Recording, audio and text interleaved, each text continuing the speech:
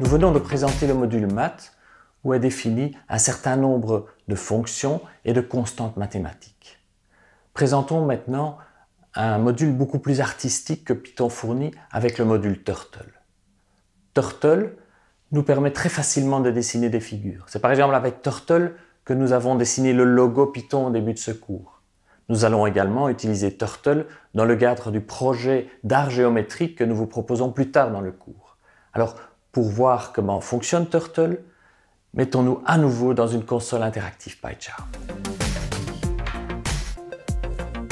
Donc on peut directement demander l'importation du module Turtle. Et le module Turtle peut être vu comme une petite tortue qui porte une plume. Alors soit cette plume est abaissée, ce qui est le cas initialement, et à ce moment-là, dès que la tortue bouge, en fait, elle fait le tracé de ses déplacements. Soit la plume est surélevée, et à ce moment-là, quand la tortue bouge, il n'y a pas de tracé qui est effectué.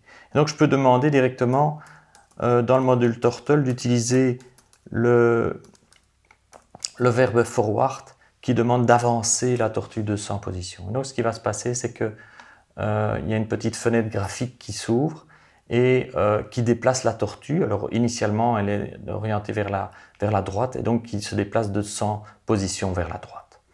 Alors pour me permettre de mieux visualiser, ce que je vais faire, c'est mettre la console en mode floating. Donc voilà, j'ai une fenêtre avec ma console.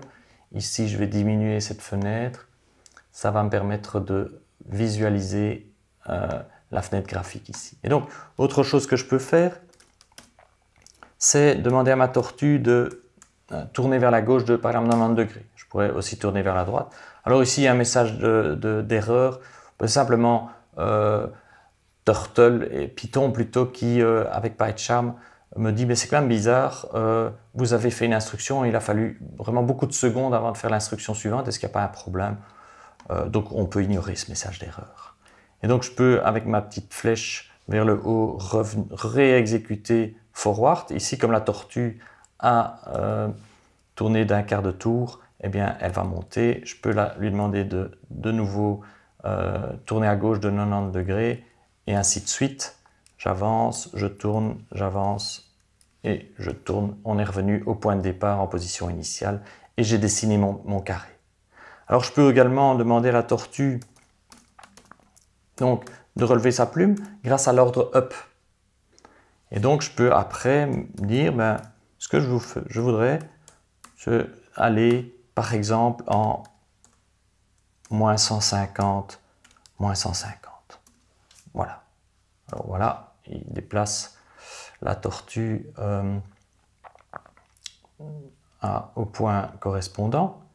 Et puis je peux lui dire maintenant recommencer de faire les tracés.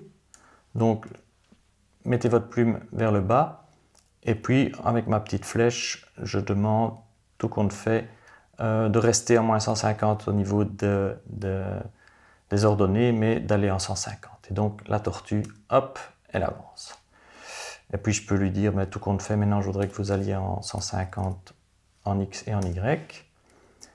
Et ainsi de suite. Je peux redemander d'aller en moins 150, 150, et puis de revenir où j'en étais.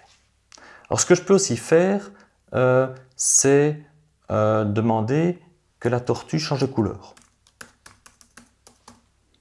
Par exemple, ici, je mets la chaîne de caractères blue qui correspond à une couleur. La tortue devient bleue. Donc ici, on voit qu'elle est bleue. Je peux aussi demander, tout compte fait, de remplir avec la couleur tout ce qui va être tracé à partir de cet ordre begin fill. Donc ici, eh bien, je dis, on va tracer des choses et vous allez devoir remplir ce que vous tracez. Donc, reprenons par exemple tout simplement les déplacements, mais cette fois-ci,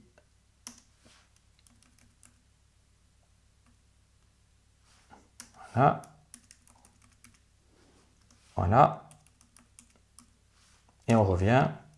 Et donc si maintenant je dis, ok c'est bon, vous pouvez terminer le remplissage, c'est-à-dire effectuer le remplissage. Donc j'utilise le verbe turtle end, souligné fil. Voilà, on vient de tracer en bleu un carré. Voilà, c'est quelque chose qui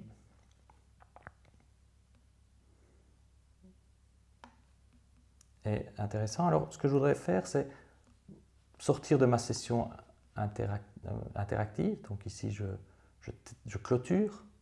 Voilà. Et je me mets en mode script. Donc, je me mets en mode script. Ici, j'ai un fichier scratch.py que je peux éditer. Et donc, j'ai fait un copier d'une partie du code que je voudrais bien réexécuter pour la démonstration. J'importe le module turtle. Voilà, je le déplace. Donc, je monte la plume. Je vais le déplacer en -150. Et disons que après, voilà, je définis la couleur bleue. Je demande de tenir compte du fait qu'on va devoir remplir. Je fais mes 4 go-to et je remplis. Voilà. Et donc, si j'exécute ceci, la question c'est qu'est-ce qui va se passer? Donc, on exécute.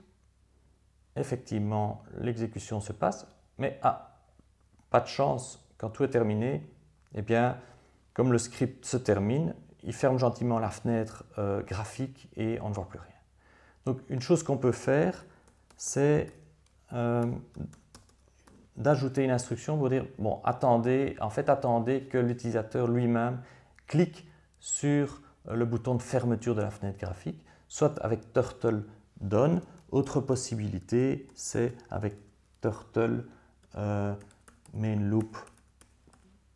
Voilà, c'est deux ordres qui vont nous donner en fait des choses équivalentes. Et donc si je réexécute le script ici Scratch, il va gentiment me refaire le dessin de mon carré en bleu, mais cette fois-ci on attend. Et donc on attend, et si je clique sur le bouton rouge, le script se termine. Voilà, nous avons fait une petite démonstration du module Turtle. Alors, cette démonstration ne montre pas tout ce que Turtle peut faire. En fait, Turtle est un module très riche. Alors, dans la section suivante, vous allez lire un certain nombre de fonctions prédéfinies dans Python et aussi un ensemble de fonctions définies dans Turtle, ceux qui seront intéressants dans le cadre de ce cours. Bon, on ne les a pas toutes mises, mais il y en a déjà pas mal. Donc voilà, je vous souhaite une bonne lecture de la suite.